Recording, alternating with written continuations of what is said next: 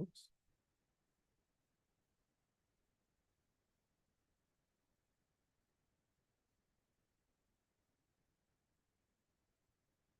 Okay, morning everyone.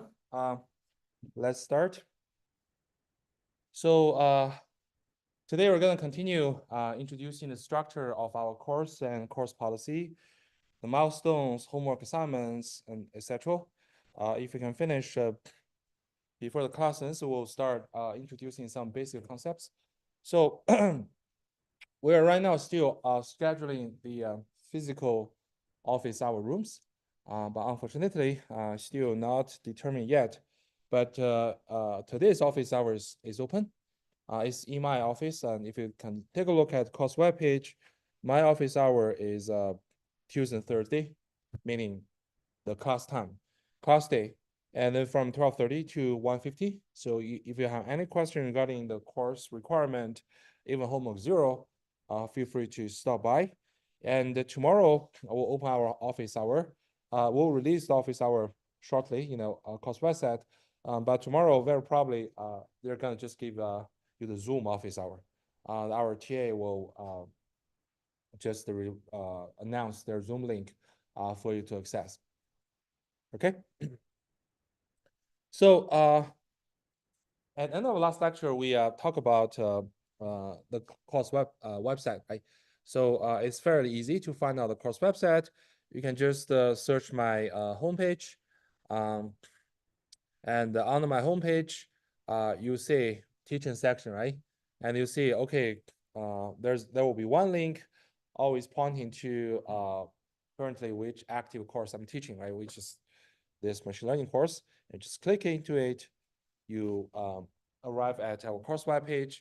You see that there's schedule information, instructor information, teaching assistant, office hour, will update shortly today, and link to the syllabus, overview, grading, and blah, blah, right?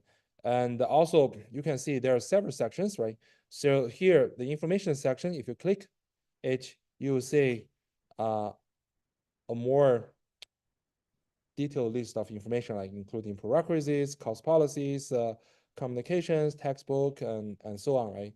And if you go to the topics, those are the tentative topics we would like to cover this semester. Although we cannot guarantee to cover everything, right? But we'll try our best, right? And then this perhaps is the most important section in the course website, which is about lectures. So see that we have like a growing table, right? So each entry lists the date and the summary of the lecture we want to discuss, and also the lecture slides in terms of the PDF file. And you see that maybe some of you have seen that I'm trying to stream the lecture video to some YouTube channel. We used to have a public YouTube channel. It's called UFU Data Science, but I don't know. Maybe they have some policy change, they have a permission change. I cannot stream to that public channel anymore. I have to stream it to my personal channel. So right now it is streaming. Unfortunately, I want to increase the attendance of our class. That means I don't want to, when I do the stream, when I do the recording, I don't want to be public live stream. So I still encourage everyone to come to the classroom and interact with the instructor directly rather than just watch the video at some other place, right? But after the class, we will release the video. For example, the first lecture video has already been released, right? And also, there are some kind of assignment news in this column, and just showing that, okay, homework zero is released, and what is deadline, and midterm project due is deadline, blah, blah, blah. It's just some kind of information. And does it make sense? Yeah. But before every lecture, we will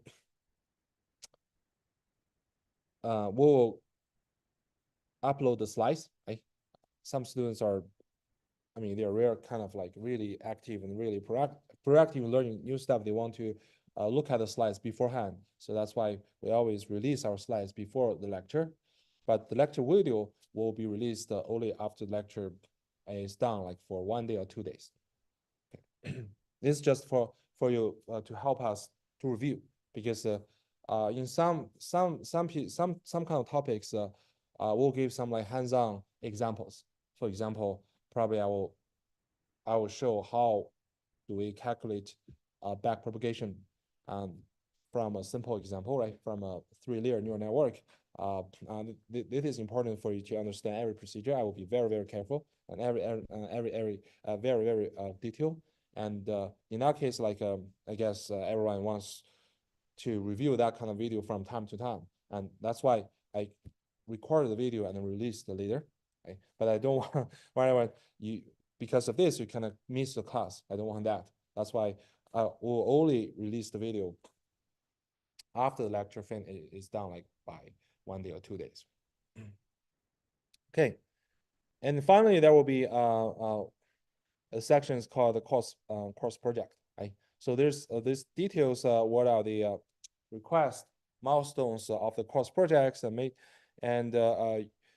you see that we will have like 2 types of course project. One is called competitive project. One is called exploratory project. Competitive project is just a in-class Kaggle competition, and most students will choose this one, and it looks like it's more interesting. And also you could see the leaderboard. You can see whether you're ranked in top 10, you'll get bonus points for that, right? But you can also choose to do exploratory projects. Some grad students or even PhD students are interested in that because they can apply machine learning to whatever research projects they're interested in. But you're free to choose whichever. But we're gonna discuss about details shortly. Okay, so if we go to the home section of this course website, there is one link. It's called syllabus, right? And it's kind of a more formal summary of the course topic, the structure, and the grading policy, and the rule to compute the final grade, and so on. Right? So here I just want to go through this with everyone to make sure everyone gets to have a comprehensive sense of this class, right? So last time we talked about the expected outcome of this class, right? So we hope that every student will have done this class, right? If you're not feel bad about that, you feel normal, you feel worthy, you feel you learned something, we expect this can reflect what you have learned, right? First, you will be able to understand general machine learning ideas and paradigms, right? Second, you will be able to pick up the appropriate machine learning problems or techniques for your own research or application problems. Right? And third, you will be well prepared to dive into the cutting edge research or state of art machine learning libraries and do some kind of modification or investigate further to improve those algorithms. Right? So hope you can get those kind of capabilities after throughout this class. Here are a set of references books if you would like to extend your knowledge and also depth, or you find a better reference.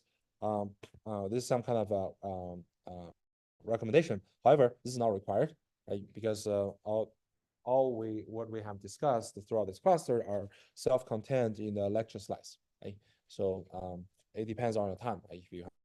If you do want to learn more, you feel free to look into those big books. Right?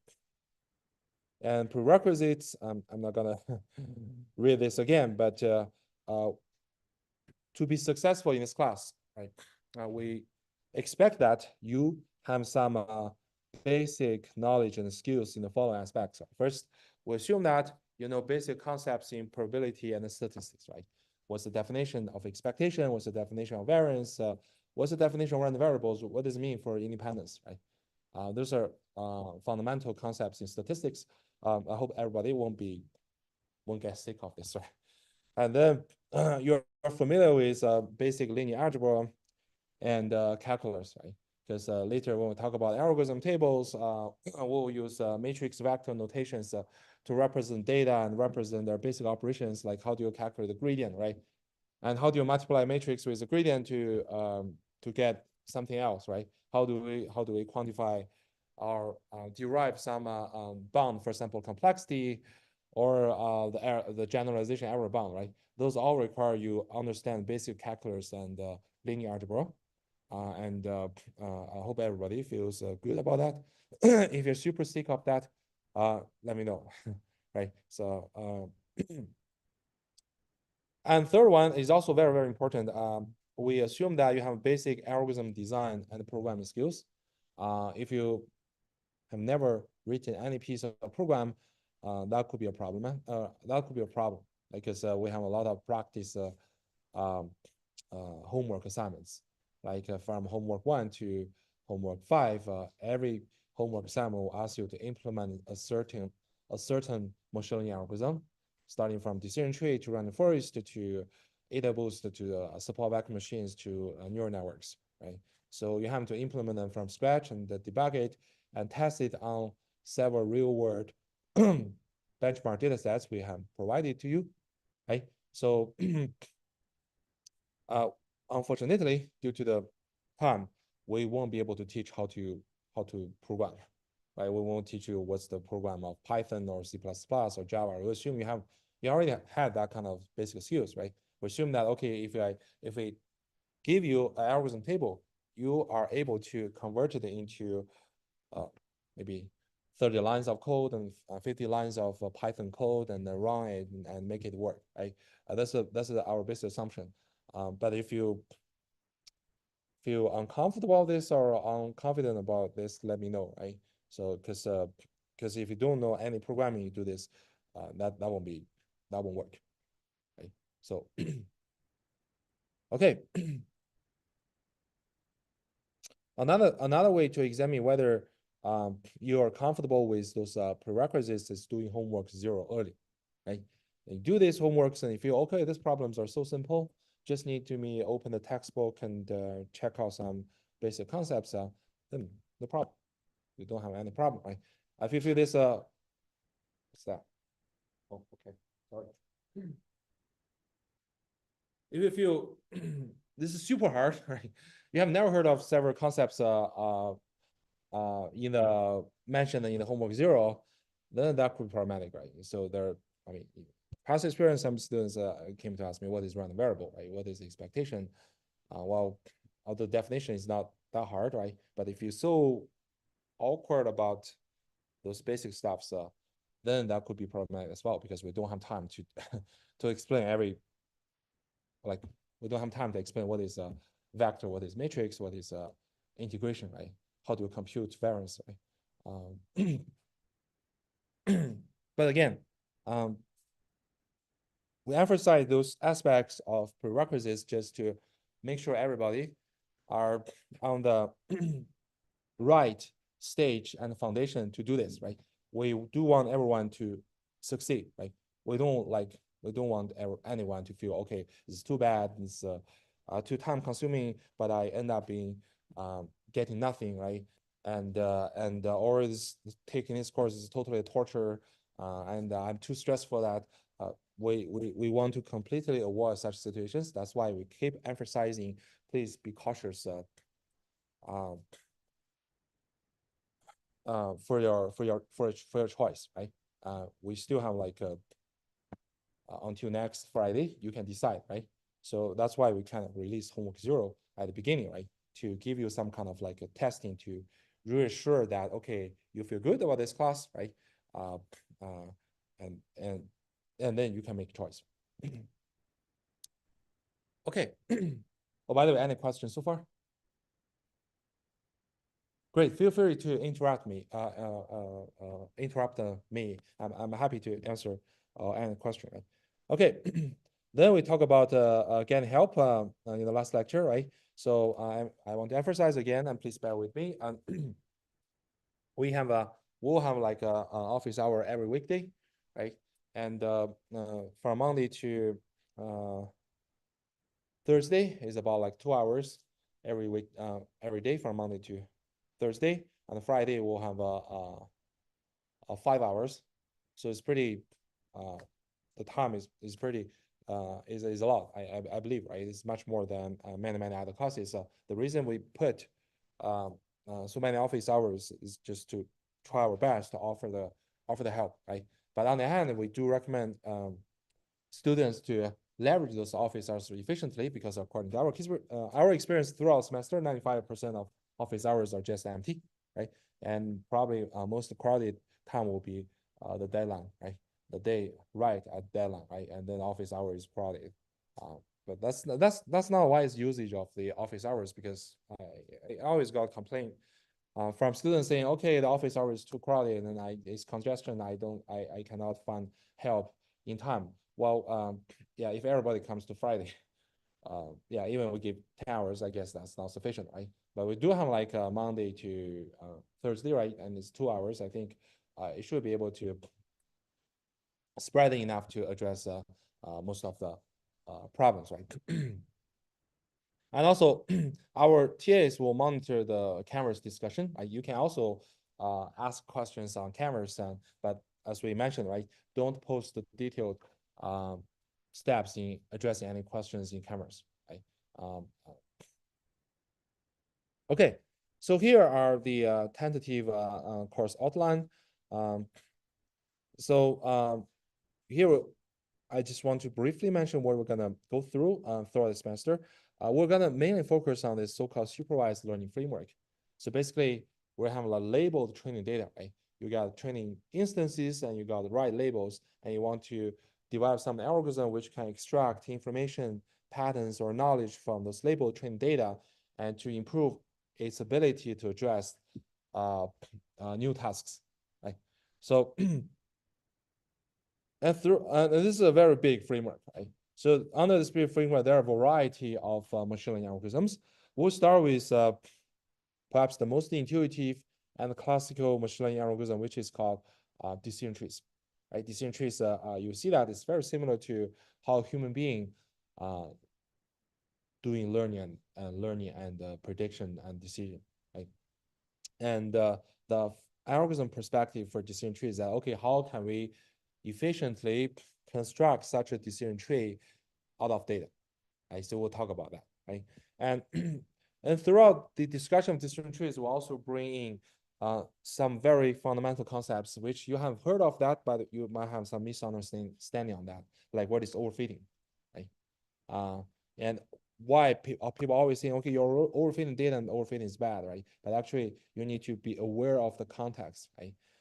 Usually, overfitting is bad only when data contains noises or wrong stuff, right? If your data is correct, the data doesn't have any noises, overfitting actually is good, right? So, so this is kind of like a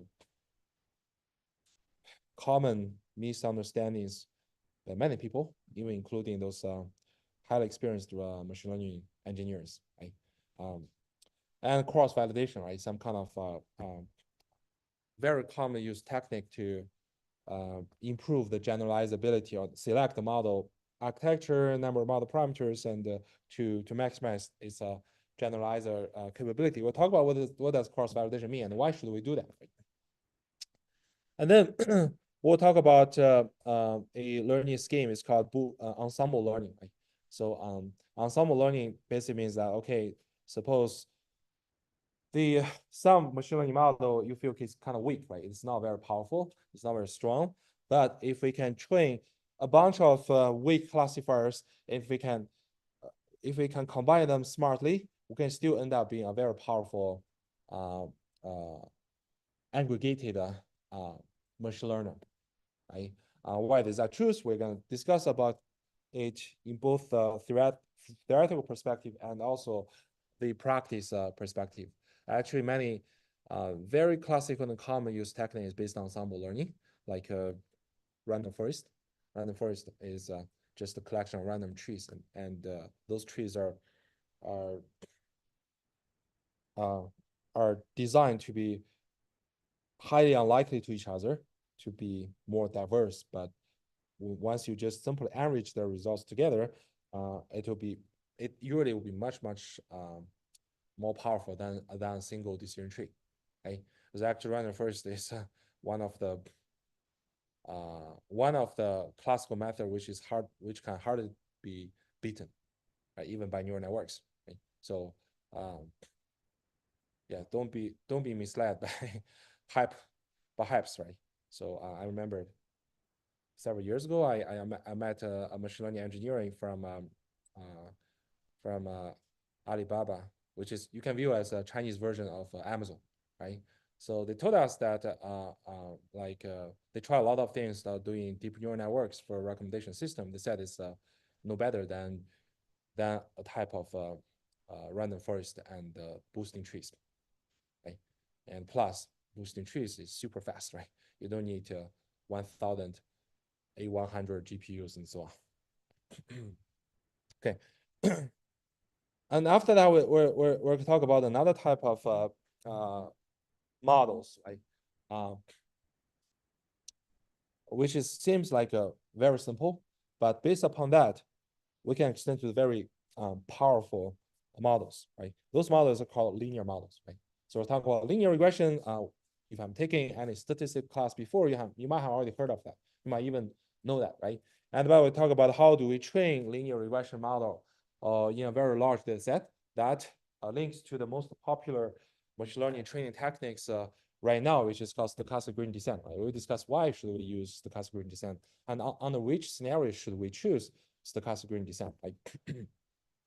And then we'll talk about linear classifier. So what this means means that, okay, I'm just assuming the relationship between label and input variables are linear, which is seems like oversimplistic assumption, right? But you see that it actually works pretty robust and pretty well in many cases, right? And we'll introduce several signature techniques within this framework, like perceptron, support vector machines, and probabilistic linear classifiers like naive Bayes and logistic regression. Right? And later we see that although linear classifiers, linear models seems like a straightforward, but by using some kind of technique, which we call feature mapping, you can easily extend it to highly nonlinear classifiers, which conceptually you feel much more comfortable because we can assume that the relationship underlying complex, they're really nonlinear, right? So we should be able to make our model able to capture those nonlinear relationship. So there is some kind of very easy way to do this based upon just linear classifiers, right? And then we'll we'll introduce the important tricks of doing so. It's called kernel tricks, right? So see that kernel tricks essentially is a way to implicitly doing highly nonlinear and high dimensional feature mapping over the original feature space. And then you avoid expensive computation of such feature mapping, right? So those kind of techniques called kernel tricks. And through these tricks, you can literally or simply convert a large set of linear classifiers into nonlinear classifiers, including the perceptron, including the support vector machines, right? And only when we introduce support vector machines, would you know why it is mean for support vector machines, right? Where does support vector come from? So actually support vector machines was like dominant in the past, before 2012, I believe, is dominant machine learning community for at least 20 years, right? It's not only because it works well, it's also because it is really a mathematical, beautiful classifier. And it's the idea of the support vector machine. I mean, the people who invented support machines is really genius, right? It's kind of like a smartly combined optimization theory and the representation theory and the kernel trees all together into a very simple framework.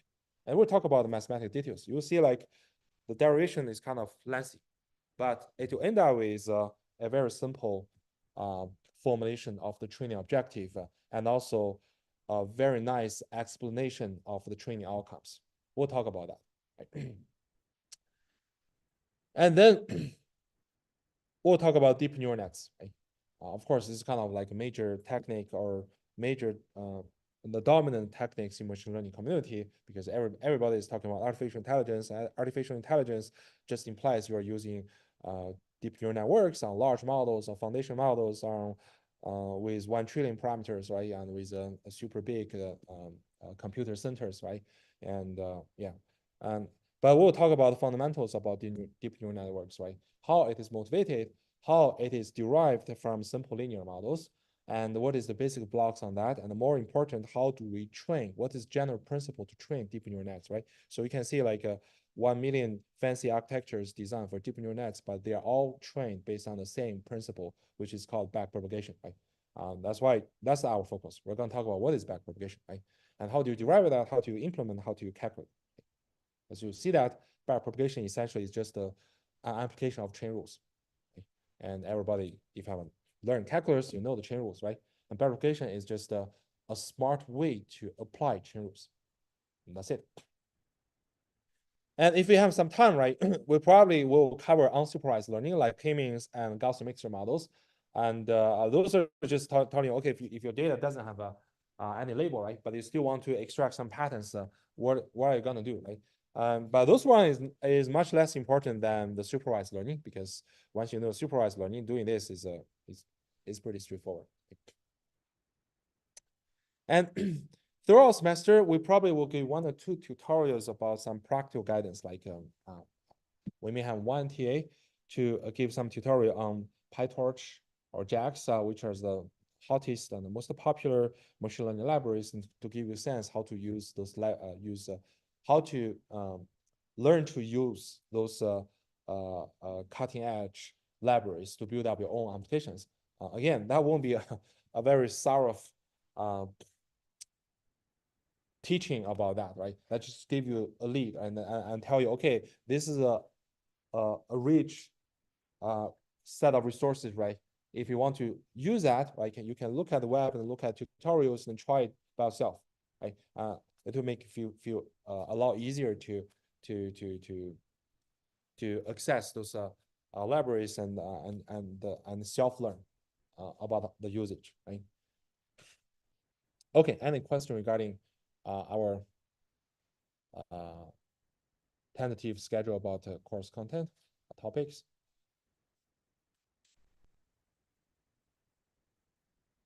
Okay, great. So, okay, I guess this is the most important part, right? Grading policy, right? How should we finish the assignments for this course, and how will the grades turn into your final letter grade, right? A, B, C, D, something like that, right? So we previously have mentioned, right? So the exam is actually not that important. So you see that we only have one exam, which is final exam, and it's a pretty simple online exam, right? So it takes only 20% of the final numerical grade, right? And this final exam is open book, which means that you don't need to memorize the notations, the symbols, and the algorithm table we discussed in the class, right? If you want, you can even print out those slides, or even you can put a pile of reference books in front of your desktop. That's totally fine, right? Just make sure when you do the final exam, don't text each other, right? Don't post questions on Stack Overflow. You got a question? Yeah. You can prepare whatever cheat sheet you want, right? Because it is online, right? I cannot come to your room and see what are you doing, right? But the only thing we want is that, okay, don't text to each other, don't discuss, and don't post a question on some online QA forum like Stack Overflow, right? Okay. What? Yeah, it's kind of like if you log in a Canvas, right? So there will be a Canvas exam, and most of the questions are just single choice or multiple choices, which testing whether you understand some algorithm procedure or concepts we discussed in the class. And also there are some text description and ask you to write down your understanding of something, right? To avoid students to text each other, call each other. Remember, this is a big problem library. They're going to do this randomly. So that means like everyone, you are doing a set of problems which can be slightly different from others. It's not completely not completely different, but there will be some non-overlapping stuff. Does it make sense? This is how Canvas doing the online exam. Any other question regarding the final exam?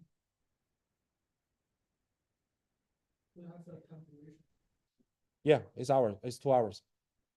Yeah, it's 2 hours. It's just like the normal final exam, 2 hours. But according to my experience, like most of the students will finish that in 1 hour. Right? And many of them are done in like 40 minutes. Because most questions is just a single multiple choice. No, we don't have it. We don't have practice exams. Yeah, because I don't want I don't want you guys to put this like too serious, because the level of the difficulty is already very, very simple.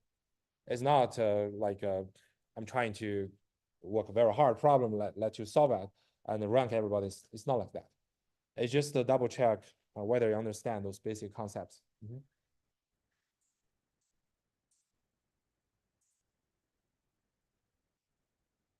Yes, yes. But it will be another form. It mainly will be single choice, multiple choice form. Because but homework assignments, I won't give you single choice, multiple choices form. I need to write down something. But the contents is quite similar. Any other question? Okay, great. So this is about final exam, and then we'll talk about two major components. The first major component is homework, right? So you see that takes 50% of the portion, 50% of the final numerical grade. Right? So it consists of 6 homeworks, right? So except homework 0, from homework 1 to homework 5, right? The homework will consist of both analytical problems and programming assignments. So basically, you will see there will be 2 sections, right? One section is about analytical problems. This is just testing whether you understand the algorithm procedure or some math. We discussed this class. Where you do that, right? You will see some kind of adjustment or change in terms of parameters, settings, values when we discuss in class, and say whether you can apply, you can shift to those settings, right? And then there will be a programming assignments, and typically it will be 2 or 3 problems, right? And require you to implement particular machine learning models and test them in real world or synthetic data set. But here I should remove synthetic, because all the data set that we provide you will be some real world data set, but it's very small. It's just maybe 200 pieces of data. Okay, we want to make sure that even your own laptop, you can run it, right? You don't need a super computer cluster or high performance computing to do that, right? You can implement it, you can test it, but I guarantee it's a real world data set, right? And the job of the program assignment is that, okay, you're going to implement it, you're going to run it, you're going to report the results. And according to results, we'll ask you to do some kind of analysis, like whether you believe, for example, we might have like 3 variants of perception algorithm, and we want you to implement all the 3 variants.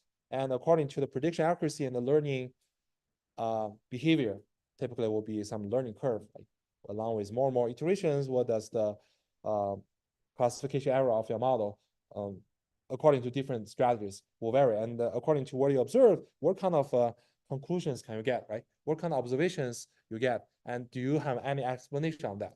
Will be question like that, right? So when you submit your homework assignment, right, it's not only the report, but also the code. Does it make sense? So when you do the submission, right, you usually will have 2 parts. One part is a PDF, which contains your answers about analytical problems and your answers to the problem programming assignments. And also you should attach your code in whatever programming language you choose, right? For example, Python, the most popular choice, or sometimes the students use Java, right? And so on. And our TAs will not only look at your PDF submission. They will also look at code, and if necessary, they're going to run your code. So make sure this code is really written by you and debugged by you. If they cannot run it, for example, if you run it and found it doesn't match what you have wrote in the report, then there will be a large point deduction. Does it make sense? Okay. So each homework might have a different number of points, and depending on the work amount. And perhaps most people will feel the heaviest workload may be homework 1, the implementation of decision tree. And perhaps also including the homework 2, the random forest stuff, because the homework 2 depends on your implementation of homework 1. It's combination of the decision trees, right? So that one might take you more time than the subsequent ones, like support vector machines. You will see that support vector machines perceptions you might implement with 10 lines of code, and it's very the mathematics could be intense, but the implementation is very light, right? And so on. So of course, according to the workload, each homework assignment will have different points, but eventually they're going to be aggregated according to the weights and put them all together into one final numerical grade and map to the letter grade. Okay, regarding to the programming language, which you're going to use to implement those machine learning algorithms, we don't have some explicit restriction, right? You can use whatever language you feel, programming language you feel comfortable, right? But here we just recommend you to use Python, MATLAB, R, just because they are simple, right? And especially Python, right? Which is the most popular tools chosen by machine learning developers, and it helps you to, it has already given many convenient operations like matrix multiplications, and the matrix inversion, those kind of stuff, right? Also, it is for MATLAB and R, right? You can also use Java or C++, right? Although using that, those languages might cost you much more time, right? So imagine, how do you use C++ to implement a matrix multiplication, right? So you might implementing such a basic function might cost you like 100 lines of code, right? It's not worth it, right? From your perspective, right? So that's why we recommend you to use this script language rather than those advanced but very low level programming languages, right? But if you insist on that, you can do that. You can do that. Okay. And also, generally, you should make sure your program can be compiled run on K machines. K machines means that any machines on the labs in the campus. So basically means that, okay, you should be able to run some like any common Linux environment. If it is Windows environment, you should specify you are using Windows to implement your stuff. And of course, you're doing C++. This is important, right? If you use Python, that's fine. That's fine. And the reason we ask you to do that to make sure this is because again, the TAs will not only just look at your homework report, right? They're gonna run your code, right? They can easily identify the code. The failure of your code is just because your special requirement of the running environment, libraries, or your code is just wrong, right? So to relieve the workload from TAs, so we request you guys to first test it on some like K machines, any lab machines in campus will be fine, right? And make sure it works, and then you can upload it and make sure that the TA won't mistakenly deduct your points just because some like environmental issues, right?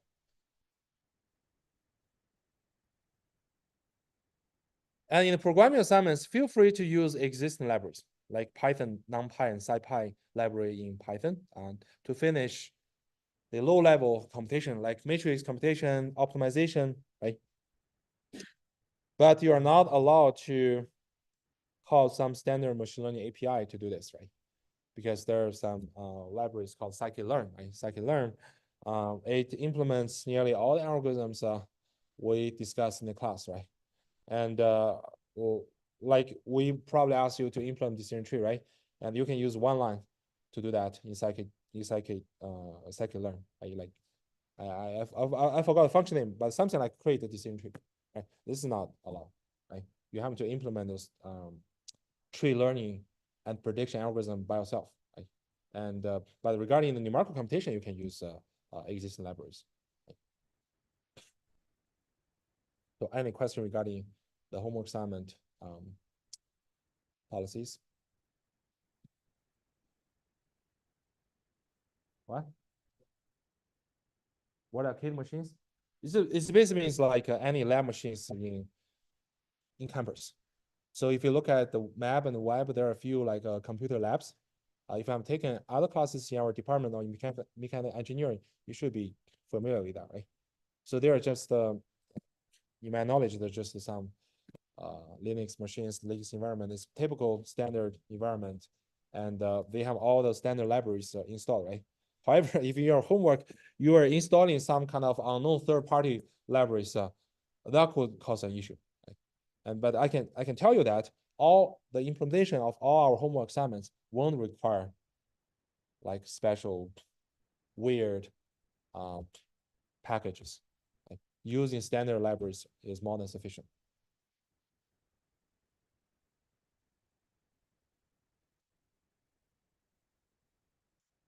Yeah, yeah. Go to any lab and run it. Or I think there are some online access about that in campus. I think there's some website you can even deploy it on a website and run it. Just go and check out. Those are all the past students doing. Any other question?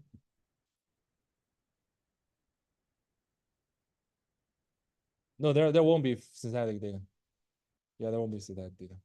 Yeah. Yeah, I just mentioned that I should remove that word. Yeah.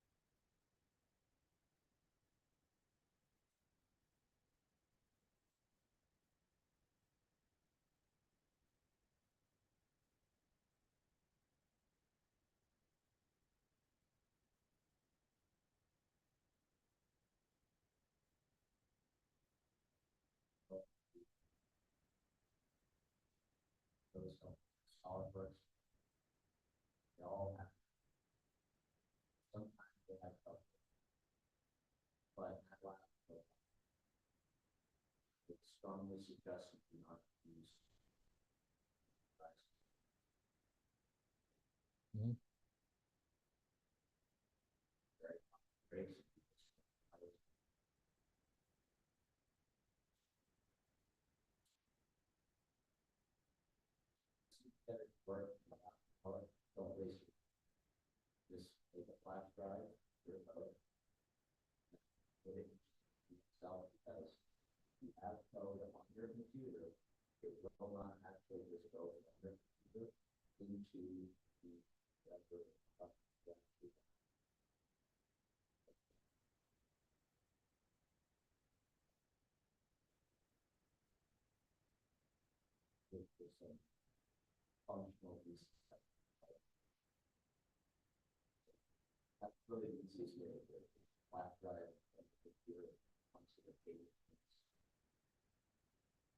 Yeah, great. Yeah, thanks. I really appreciate you providing those details. Yeah.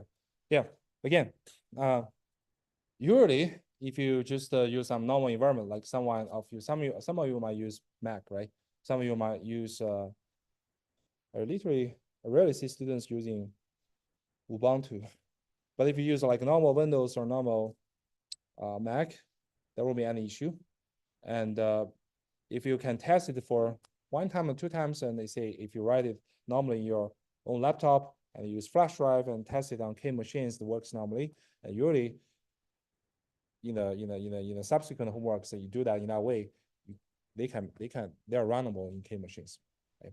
But again, this is to ease your workload and also the TA's workload.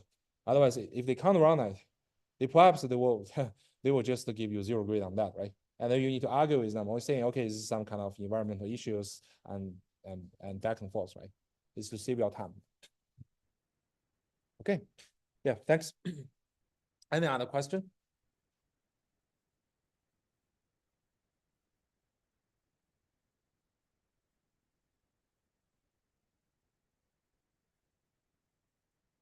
Not too much. You just don't use like Asian version. Like nowadays, like Python all over 3, Python 3, right?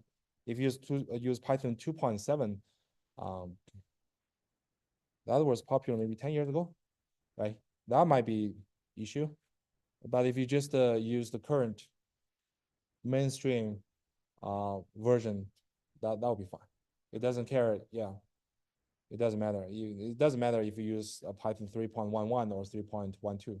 It should be the same. Other question? Okay, great. Okay. Okay, the second major component for this class is the course project, right? So this project is kind of like enforcing everybody to try to leverage machine learning techniques to address practical problems, right?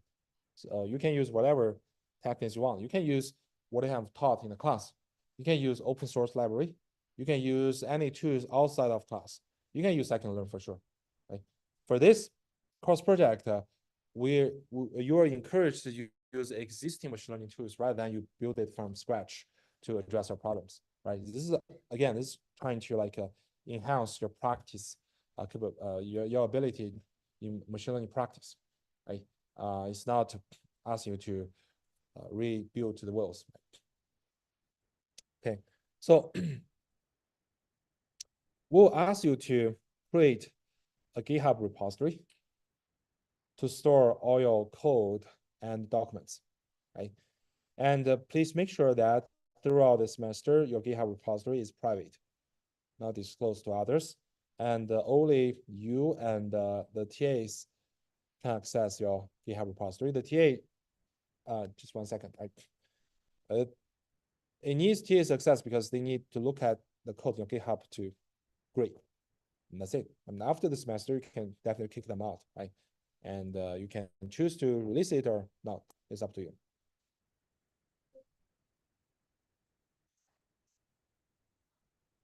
No, the GitHub is not for data storage. It's just for no. If your data is proprietary, right? It's restricted, right? You don't need to share it with TA. TA only wants to look at your code. Yeah. And also we don't recommend you to upload the data to GitHub. GitHub is just a hub to store the code, the document, the data. You should store it in other places. And if you want it to be private, that's totally fine. Any question? Right. So, but this is very important, right? Because we don't want to just look at the report, right? And the report can be faked, right? Everybody can fake the report. You can ask ChatGPT to write your report, right? With all tables and data there, right? We need to look at the code. Right? We need to look at, okay, you really implement a list of experimental script and the code and getting those results, right? And so please set your GitHub repository to private and only allow the TAs to access, right? And meanwhile, we will ask you to submit the midterm and the final report through Canvas. Right? So what kind of course project report, right? What kind of course project report? or course project can we do, right? So now we can go back to the course website and look at this project section, and those give you the details and milestones of course projects and some kind of hint. Okay, so basically we have two types of projects. One is called competitive project, right? So competitive project can only be done individually, right? Everyone is only in charge of your own competitive project, right? And the competitive projects will be run on a in-classroom Kaggle computation, right? How many of you have heard of Kaggle? Oh, not as many as I expect. But anyway, Kaggle is kind of like the world's biggest online data science machine learning open source data science machine learning platform, right? You see, if you look at Kaggle, you see there are like a huge amount of like data and tasks, and also they kind of like host a set of like a computation. For example, if some company wants to address this problem using machine learning technique, they're going to release some kind of data, right? And they're gonna set some award, like the rank one will award about $50,000 and the rank two like $20,000, right? They give some period of time. Like you are open to register the competition and submit your solutions to that, and according to they have some ways to evaluate the performance your machine learning models and algorithm. They're gonna rank it, right? And after the competition, they look at the leaderboard and pick up the top three typically, and then decide the rewards. Right? Decide the awards, right? So we're doing similar things, but we cannot afford we cannot afford like cash awards.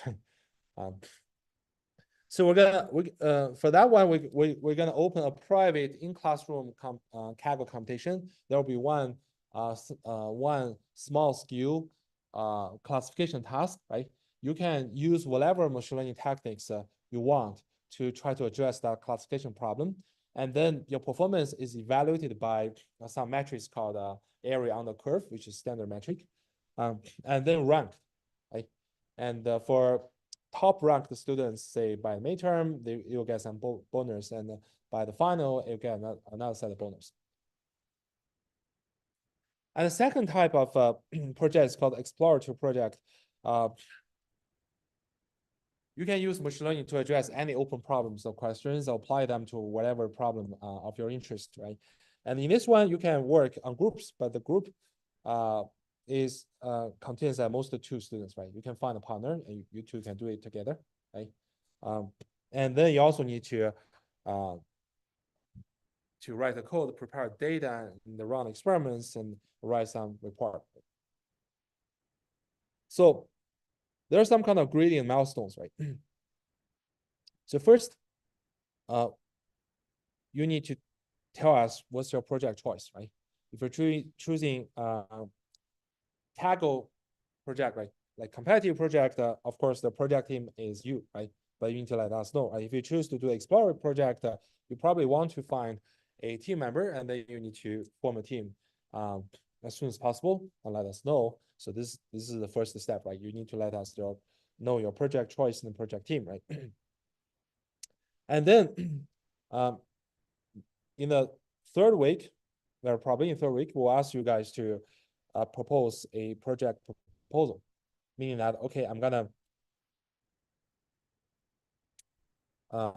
choose doing like competitive project, and then you just do a dummy submission, meaning that our Kaggle competition platform is open, and everybody is gonna be able to register in that Kaggle competition and do some kind of practice, say make us some dummy submission, and to make sure that you get to know how to submit your models results and get ranked by the system. That's for the Kaggle a competitive project, right? For the exploratory project, you need to tell us what kind of problem you plan to address, right? And why you feel interested about that problem, right? Why do you want to use machine learning to do that rather than using traditional method? What's the potential advantage you expect from machine learning? What? Yeah, explore project can be research. Can definitely be research. I mean, if you're doing research, if suppose you're a PhD student, right? If you're doing some research related to machine learning, you can definitely cut part of them out in as your course project. We don't have any restriction on that. Any other question?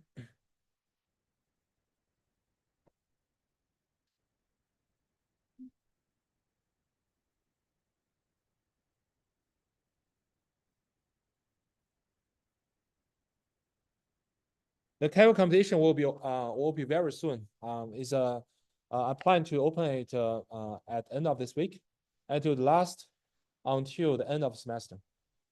Right.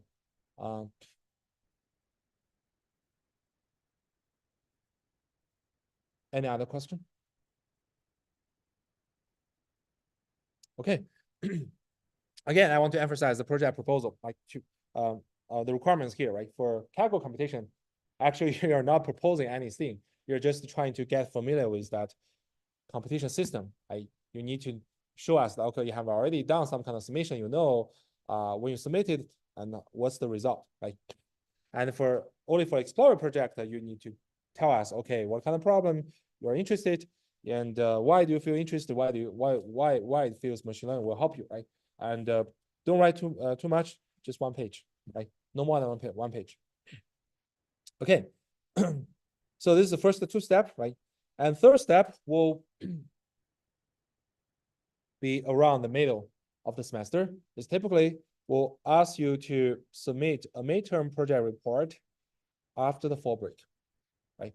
So this one, we would ask you to submit a 3-page document summarizing what you have done for your project so far. And we have like size font, like size 11. We intentionally to make it bigger to lower your workload. So don't write 10 pages. That's not necessary, right? So for a competitive project, before your midterm report submission, you should have made at least 2 non-dummy submissions, meaning that you shouldn't like just submit random files, like giving random results to let the system to decide, right? You should have already tried some basic techniques to address the problems and get some results from the system and get some ranking, right? And your report should then describe what you have done, right? Like say, I have tried using decision tree, right? Or I have tried using AdaBoost. And to do that, and have you done any pre-processing step, right? So this is also important, right? The data, you can download the data, right? You can do some pre-processing to extract useful features which you feel interesting, and then you put them into your machine learning model and machine learning model to generate results, and you submit your prediction results to the system, and the system will evaluate how well your classifier performs, right?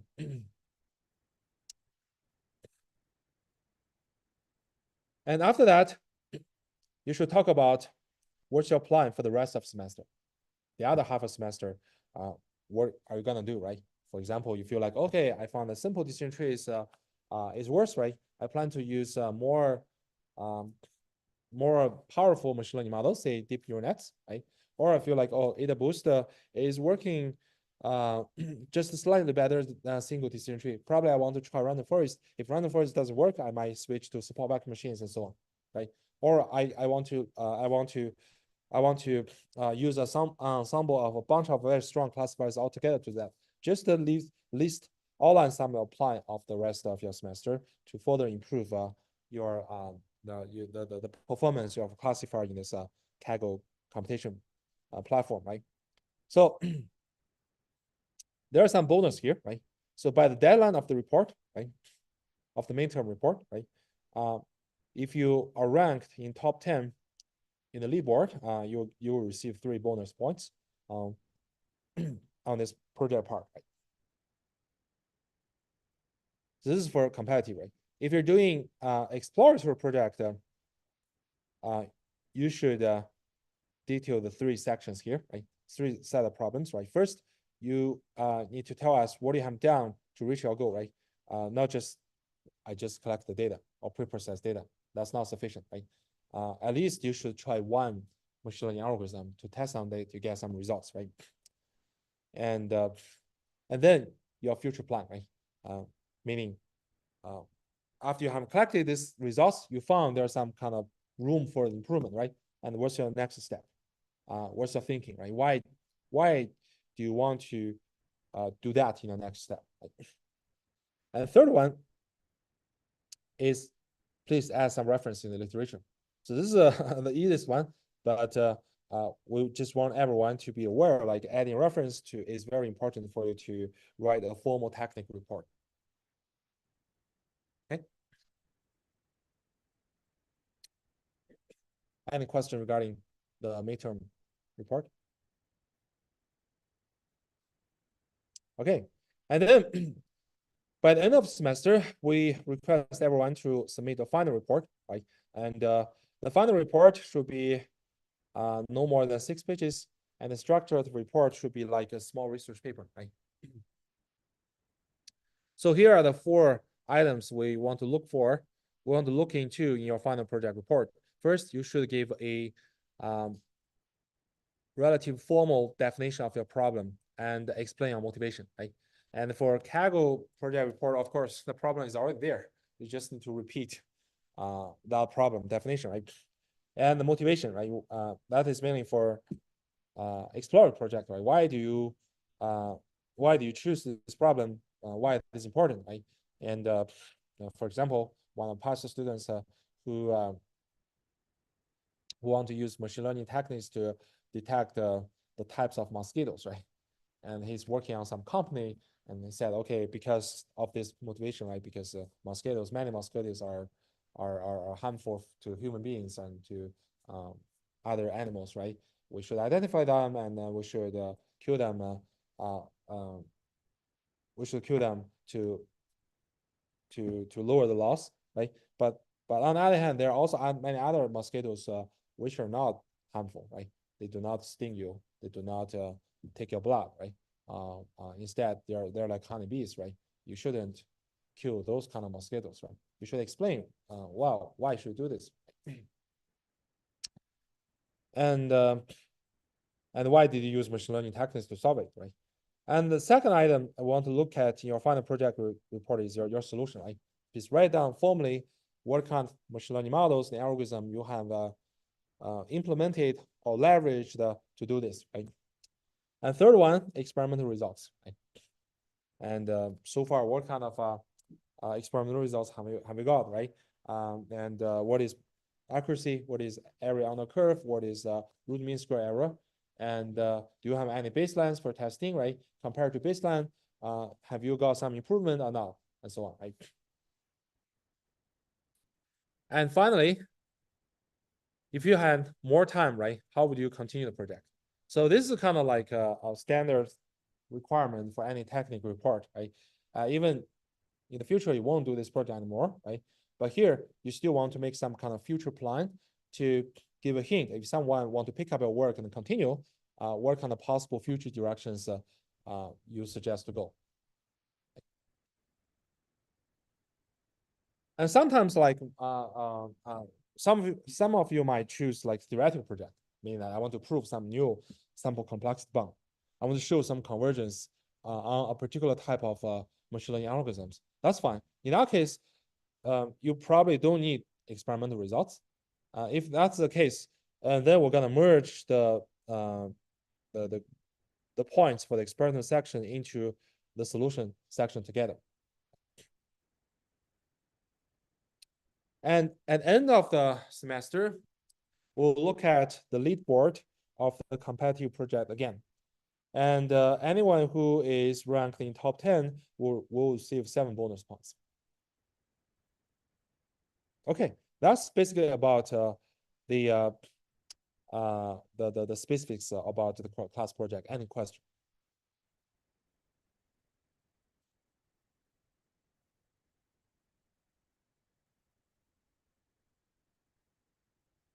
When is the midterm?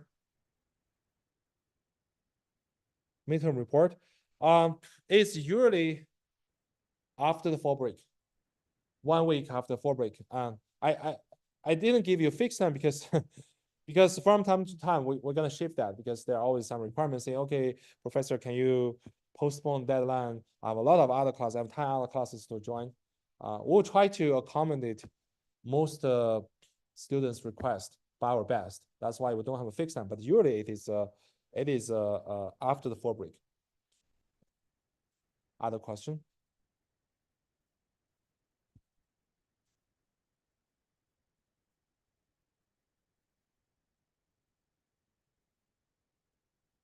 We recommend you to use any data.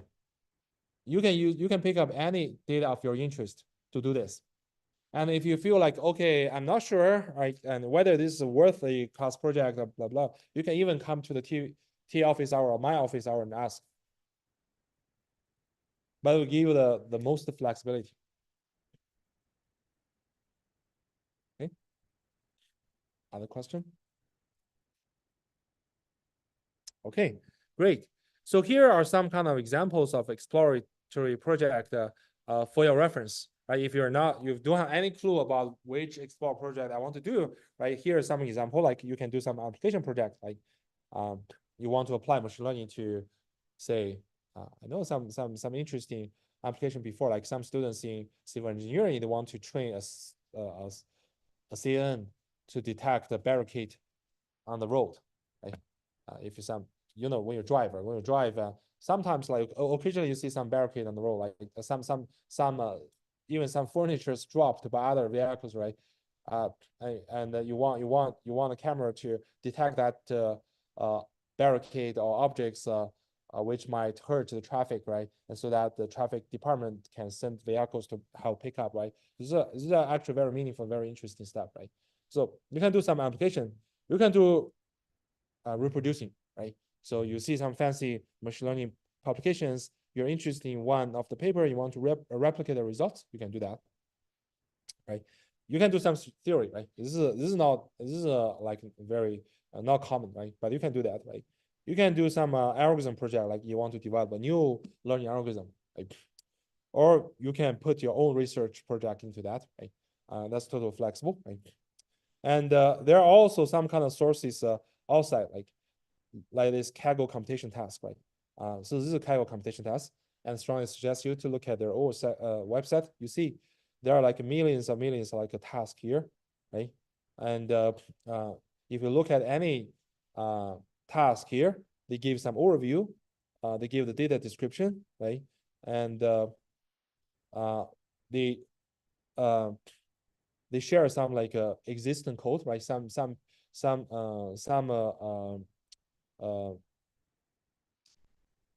people who attend those tasks, they are willing to share what their solutions, right? And models and some discussions and also leaderboard for the for different solutions, right? So you can take a look.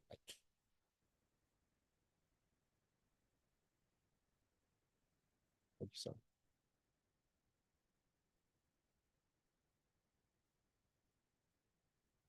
Okay, so that's all about course project report. So we want to cover as much as possible, but in case that you forget anything about that, just don't forget, like come back to this webpage and go through there again and to find useful information. Okay. Okay. So now, those are all about the grading policy, right? Not all about, right? So here is the final rules to do the letter grade mapping, right? So once we have integrated your grades from every homework assignment and milestones for the course project and the final exam, right? We're having the final numerical grade. And this is how we're gonna map up the numerical grade to the letter grade, right? So you might notice that this is kind of a hybrid class, right? So for senior undergrad students and grad students. So we set different bars, right? For grad students to get A, you need to work better. You need to perform better in terms of final numerical grade. And for undergrad student, the bar is a little bit lower, but it's not too much. Like, so you can check like under which range of your numerical final grade will lead you to A minus, B plus, B minus, and so on. Right? And we'll first round up your numerical score to the closest integer values, and then check which particular range it falls in, and then we get the grade. Okay.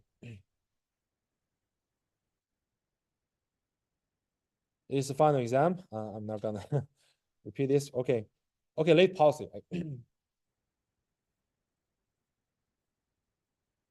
So the assignment should be turned through Canvas, right?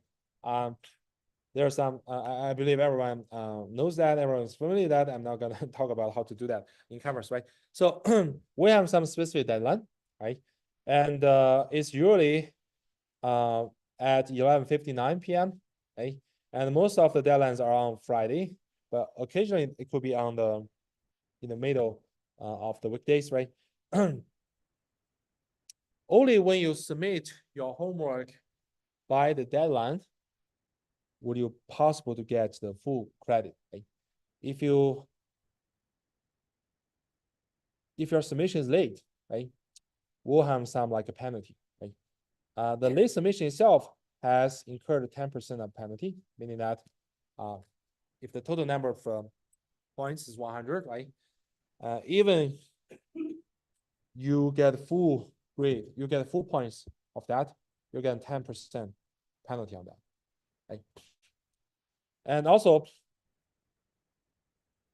if your late submission is over 24 hours, it will incur another 10% penalty. And if it is more than 2 days, right? Sorry, every subsequent 24 hours will incur 10% of penalty, right? However, we usually do not accept late submissions over 48 hours. I mean, you can submit your homework assignment or project report within 48 hours window after deadline, but in that window you're gonna have like a penalty, late penalty, and also time penalty if it is beyond 24 hours. Okay, right? We usually don't have like don't allow someone else to submit like 1 week after the deadline, unless you really have some like emergency situation, special situation. In that case, please send an email to me, right? And usually I will ask you to provide some document, like for example the doctor's notes or witness letter and those kind of stuff. This is not just to. This is not for like, okay, I'm because I do not trust you, you should provide this. This is to document things, right? Document things is to provide fairness. Right? We want to make sure that, okay, it is indeed some kind of special situation, you have to do this, and I give you approval because you have provided this documentation. So doing this is totally fair to everyone. Does it make sense? Right?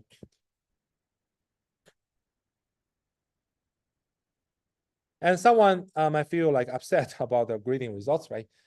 We mentioned this before, right? Once the grade is released, like within 1 week, you can request regrading.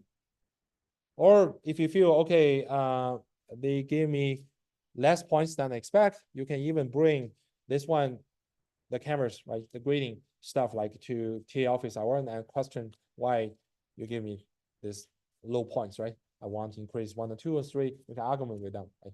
You can do this. If you want to formally do regrading request, please send me an email, right? And then I will forward a request to the TAs, and then the TA who was in charge of your part, we're gonna relook at your part. Does it make sense? Okay. Okay, here's some like a new policy part I have added this year. It's called ChatGPT policy. We know that like ChatGPT or generative AI, large language models, those are so powerful, right? They can answer your questions. They can even write you a code, right? That's kind of like bring some kind of risk in our classroom, right? So here is some policy for ChatGPT. You can use ChatGPT as your resource, as your reference. Although we cannot guarantee the correctness of ChatGPT. Remember, don't always trust ChatGPT. Even it generates like some content which seems really serious, seems correct, but it's not always correct. But again, we don't ban ChatGPT for you, right? You can use ChatGPT to ask questions like, can you explain what does it mean for information information gain? What does it mean for Gini indexing and those kind of stuff? You can ask, right? As a reference. If you believe it is correct, you can adopt it, but no, we cannot guarantee that, right? And here's one thing we should emphasize that you are not permitted to use ChatGPT to write code for a program. Right?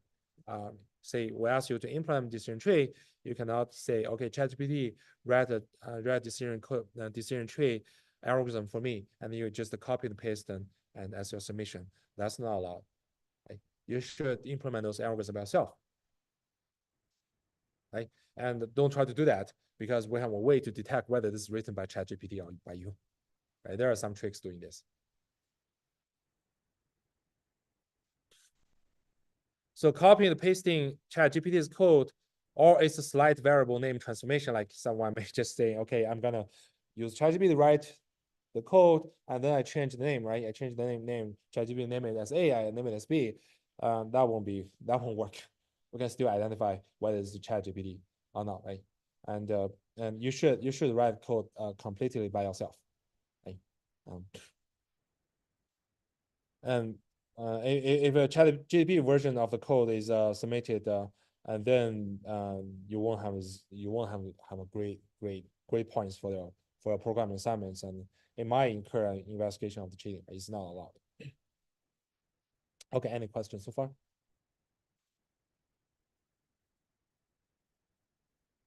Okay, homework summation, right? So here's one thing we want to just emphasize that we only accept homework assignments written in LaTeX. Okay. So there are some LaTeX template we share here, right? You can use it for free. And every time when we release homework, right, we also release the LaTeX template. You can just use it and just modify it and compile it. And also we strongly recommend everybody to use Overleaf because it's just online.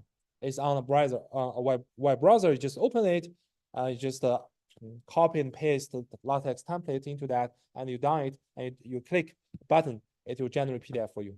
It's the most convenient way. You don't need to install a local LaTeX editor in your desktop. Mm-hmm.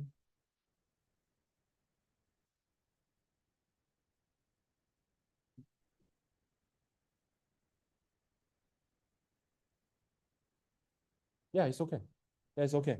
But don't write by your hand and take a picture and insert it. That's not acceptable, right? Write the math formulas.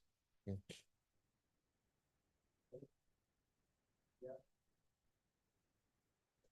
PDF. Yeah, but by the way, because sorry, the homework is usually consists two parts, right? One is the PDF part, the other is code part. You can put the PDF and as all code together and compress it into some zip file, whatever, compressed file together, and upload to Canvas. They're gonna unzip it and look at each component. What? Yes. Yeah. It's better to use that. Mm-hmm. Yeah, for Form 0, just PDF. It is sufficient. Yeah. Other question? Okay. Okay, I think the last few minutes is just about attending final exam, and here we plan to have an online exam for convenience for everybody, right? But you missed the final exam, right, due to emergency. Sometimes like you have some other schedule, maybe you have international travels, right? You should let us know beforehand so we can schedule another time for you, right? And also, if you don't tell us a priori, but you missed the final exam, right, due to some emergency issue, that's fine. But you should let us know your situation within 3 days after the final exam taken, so that we can schedule a makeup. If you miss that window, we cannot do that. Right? That's not fair to other students, and also because there's some strict deadlines for us to grade all of your stuff and upload to the grade. Right after that window, the university won't accept your grade. Okay. So just be careful. Yeah, just be careful. Like if you accidentally miss that due to some emergency, just let us know as soon as possible. Right. But from the course policy, it's just 3-day window after the final exam, right? And academic policy, well, just don't plagiarize other stuff, right? And don't cheat on homework, and you can do the collaboration, you can do face-to-face communication, you can do whatever you want, right? But you have to write your answers and the solution by yourself, right? If you find, okay, your answers literally exactly the same as the other, you have you are take a very high likelihood to be to plagiarize each other. Then not only you, but also the guy who is similar, whose homework assignment is similar to you, will be under the investigation of cheating. So don't do that, right? And we will ask you what's going on, yeah, right? So okay. And finally, if you have any you need some facilities, right? If you have physical challenge in any aspect, just let us know, right? I will work with the university department and to help to provide the best care or most convenience for you. Don't be shy. Just let us know. Okay. Okay. Thanks for your patience. We spent quite a while to go over the structure, course, and policies, but we do want to give you the comprehensive understanding of the policies to make you make a right choice of this course. Okay, and see you on next Tuesday, and hopefully everybody has already started doing homework 0. Yeah.